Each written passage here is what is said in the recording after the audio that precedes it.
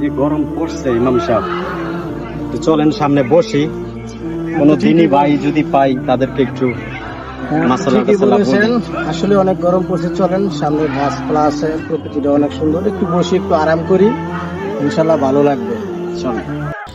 আমি মহল্লার সবাইকে তো দাওয়াত দিয়েছে, আমাদের মসজিদের যে ইমাম সাহেব আছে ওনাকে চলো একটু দাওয়াত দিয়ে আসি। চলো। ঠিক আছে, চলেন ভাই। আসসালামু আলাইকুম ইমাম সাহেব, ভালো আছেন? ওয়ালাইকুম আসসালাম। আপনার কাছেই যাচ্ছিলাম, আপনার কাছে যাচ্ছিলাম একটা প্রয়োজনে।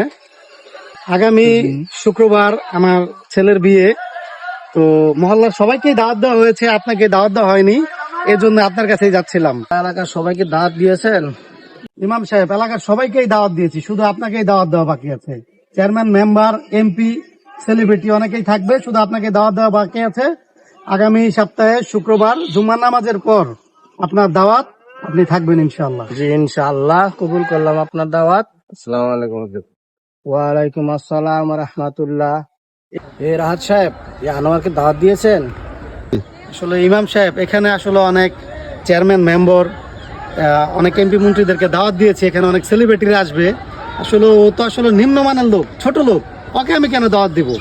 আর ওর দেখেন, ওর গায়ের পোশাক আশাক সবসময় লঙ্গি পরে থাকে, কামলার মতো একটা কোদাল কান্দে নিয়ে থাকে, ওকে আমি কেন দাওয়াত দিব বলেন?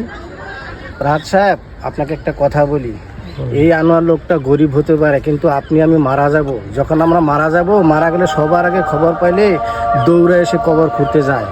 এই আনোয়ারের বানানো ঘরে আমাদের শেষ ঘুম ঘুমাইতে হয়, অথচ এই লোকটা গরিব বলে আপনি তাকে দাওয়াত দিচ্ছেন না, অবহেলা করছেন, এটা কি ঠিক করতেছেন?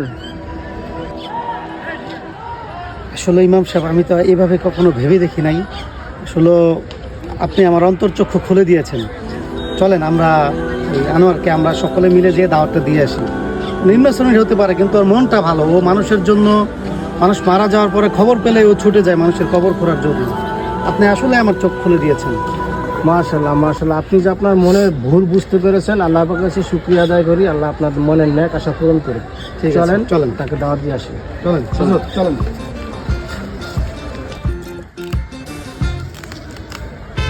ওই তো আনোয়ার সাহেব কাজ করে। আনোয়ার সাহেব, একটু উপরে উঠে আসেন, আপনার সাথে কথা বলবো। আসসালামু আলাইকুম হুজুর। ওয়ালাইকুম আসসালাম ওয়া রাহমাতুল্লাহি ওয়া বারাকাতুহু। আনোয়ার সাহেব কেমন আছেন? আলহামদুলিল্লাহ হুজুর, ভালো জি আনোয়ার সাহেব, রাহাত সাহেব আপনাকে কিছু কথা বলবেন। জি আনোয়ার সাহেব, হুজুরের কথায় আমার অন্তরের চক্ষু খুলে গিয়েছে। আসলে মানুষ অহংকার চিরদিন থাকে না, আজকে মূল্যে কালকে 2 দিন। আসলে আমি এটা ভেবে দেখি নাই, হুজুরের কথায় আমার মন আজকে খুলে গিয়েছে, অন্তর চক্ষু পরিষ্কার হয়ে গিয়েছে। অতএব আমি মহল্লার সবাইকে দাওয়াত দিয়েছিলাম, শুধু আপনাকে এই দাওয়াত দেইনি। এতদিন আমি টাকা পয়সার অহংকারে মানুষকে মানুষ মনে করিনি, তো হুজুরের কথায় আমার অন্তরের চক্ষু খুলে গিয়েছে। আগামী জুম্মার নামাজের পর আপনি সহ আপনার পরিবারের সকলের দাওয়াত, আমার ছেলের বিয়েতে আপনি আসবেন অবশ্যই। আমার দাওয়াতটা আপনি কবুল করেন আনোয়ার সাহেব।